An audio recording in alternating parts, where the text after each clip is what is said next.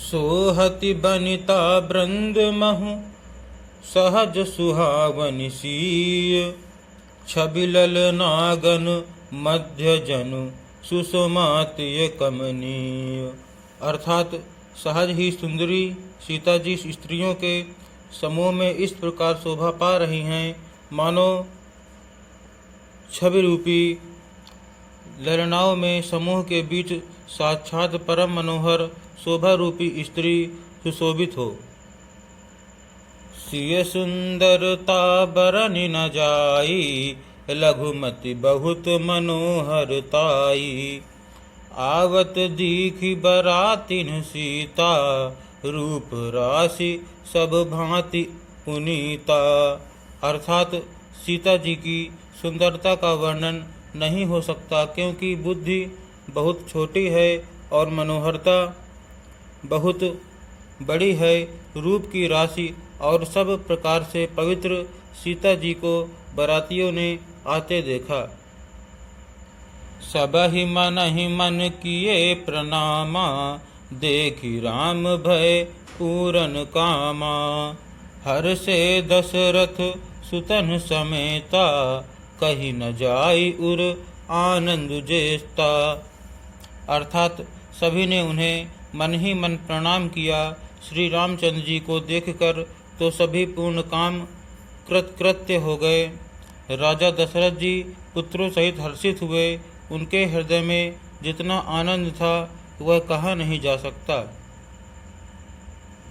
सुर प्रणाम करि बरसहि फूला मुनि आशीष धुनि मंगल मूला। गान निशान कोलाहल भारी प्रेम प्रमोद मगन नर नारी। अर्थात देवता प्रणाम करके फूल बरसा रहे हैं। मंगलों के मूल मुनियों के आशीर्वादों की ध्वनि हो रही है। गानों और नगाड़ों के शब्द से बड़ा शोर मच रहा है। सभी नर नारी प्रेम और आनंद में मग्न हैं। एहि विधि सीय मंडपहि आई प्रमुदित शांति पठहि मुनिराई।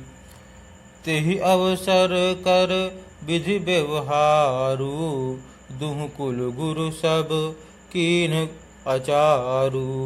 अर्थात इस प्रकार सीता जी मंडप में आई। मुनिराज बहुत ही आनंदित होकर शांति पाठ पढ़ रहे हैं।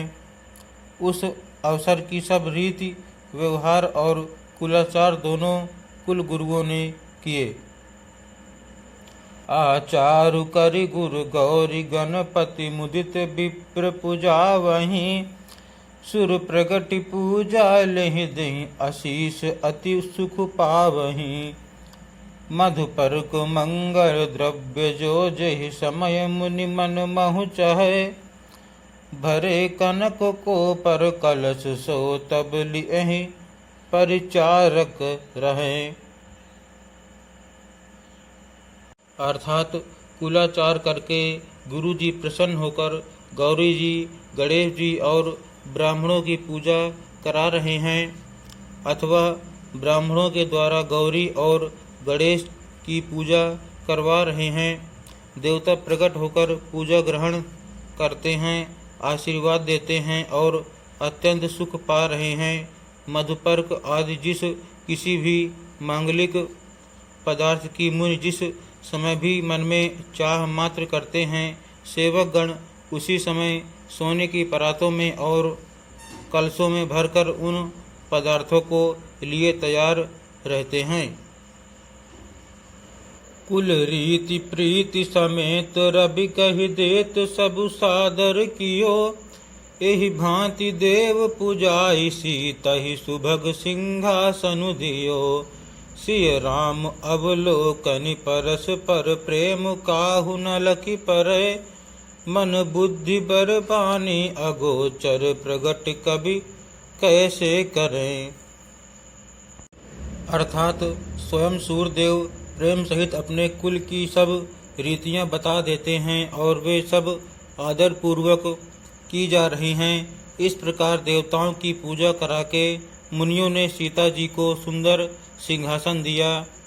श्री सीता जी और श्री राम जी का आपस में एक दूसरे को देखना तथा उनका परस्पर का प्रेम किसी को लख नहीं पड़ रहा है।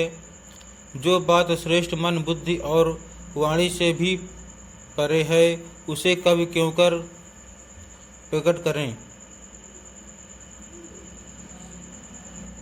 होम समय तनु धरि अनलु अति सुख आहुति लेहि। विप्र वेश धरि वेद सब कहि विवाह विधि देहि।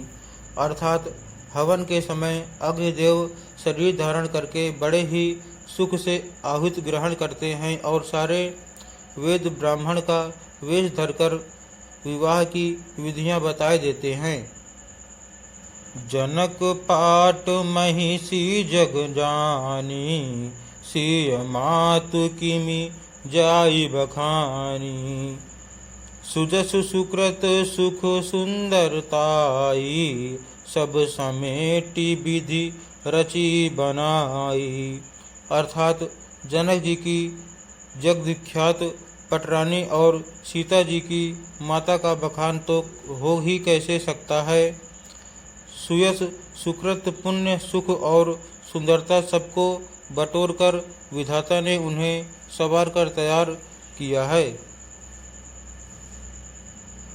समउ जानी मुनि बरन बोलाई।